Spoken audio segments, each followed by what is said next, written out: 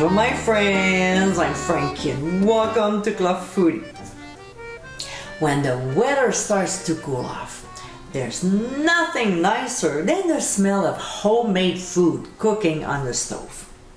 What comes to mind are stews and sauces that fill the house with a beautiful aroma.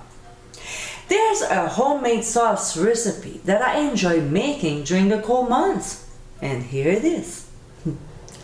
In today's episode, I'll show you how to make my classic marinara sauce. I find this sauce quite convenient to have around because it can be used on pizza, with pasta, as a dipping sauce, and so on.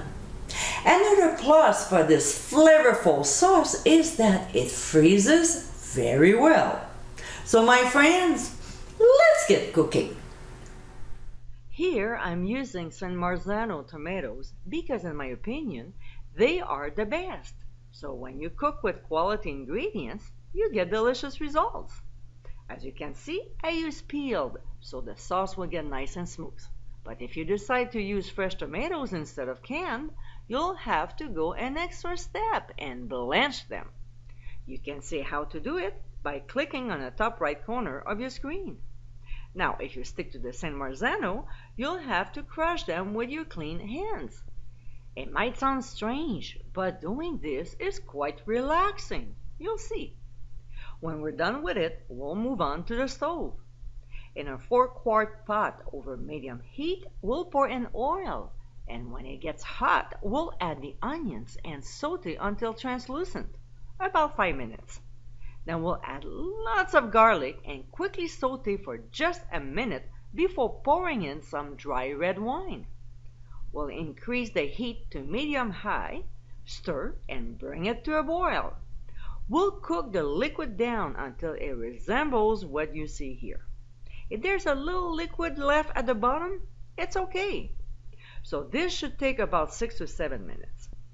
Next, we'll reduce the heat to medium-low and add our crushed tomatoes. To this, we'll add coconut sugar, which doesn't remove the acidity, but just add a little bit of sweetness to it. A large sprig of basil, as well as a sprig of oregano.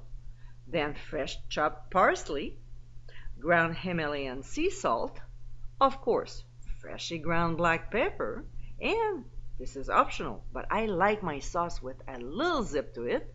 We'll sprinkle in some red pepper flakes.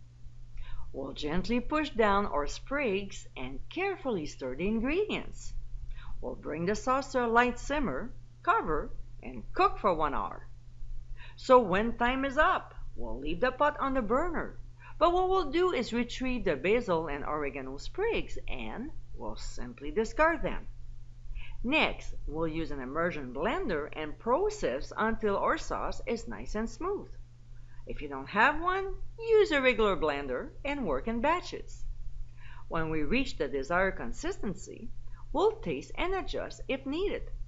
We'll cook uncovered for another 15 minutes so it gives the sauce a chance to thicken.